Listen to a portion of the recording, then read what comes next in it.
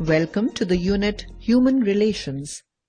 This unit helps to understand the importance of the journey. In this story, The Journey, the author is sharing his experience he had with his father during the walk from his house to bus stop. After spending a leisurely Sunday at home, the very thought of returning to work on Monday is tiring. Lethargy creeps in if the holiday continues over an extended period. I felt the same when I was planning to go back to work after spending 6 months at home. I didn't want to leave behind my newly-wed wife. I didn't want to go. However, I finally did decide to go. There was just a trunk to carry. Ours is a hilly terrain. There were no good roads. In any case, while coming home we do not carry beddings. Besides, I had come home this time to get married. My parents had arranged my marriage according to the customs of our tribal society. 5 months passed by. Initially, I thought of extending my leave, even taking unpaid leave. But after some dilly-dallying, I finally decided to leave. My marriage had increased responsibilities and I had got into debt. On my way home from the bus stop, my trunk had been carried by a porter. But I could not find anyone to help me carry the trunk to the bus stop. Most of the villagers were busy in the fields. In fact, carrying the trunk should not have been such a worry for me, except that my education had made me shun physical labor. After all, I was a government officer, and the idea of people seeing me carry my own luggage was not at all amusing. Otherwise, for a young man like me, it should not have been an issue to carry a 20-kilo chest on my back.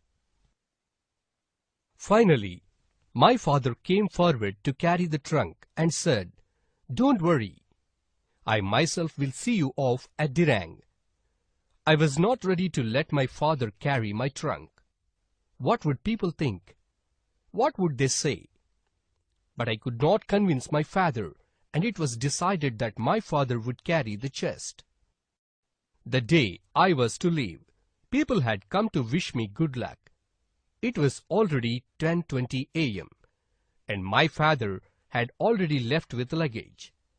I walked fast towards Dirang and caught up my father after 3-kilometer walk. I was tired as I was walked fast, and the white-collar job that I had. Still, I had a feeling that the world would laugh at me if I carried the luggage. My father provided me for my education and is proud of my development. They had earned great respect in the village because of me. I am sure my father would hurt if I had carried the luggage on my shoulder. Hence, I decided to let him carry the luggage. In spite of my youth and strength, I was physically useless. During the walk, we rested at 2 places and had our tiffins, but did not utter a word. We reached Dirang and found that the bus from Tawang had not reached yet. Meanwhile, we had tea at a shop. I observed father was tired, but I could not say anything. Before I took my first sip, father asked me, "Do you have a pair of old shoes?"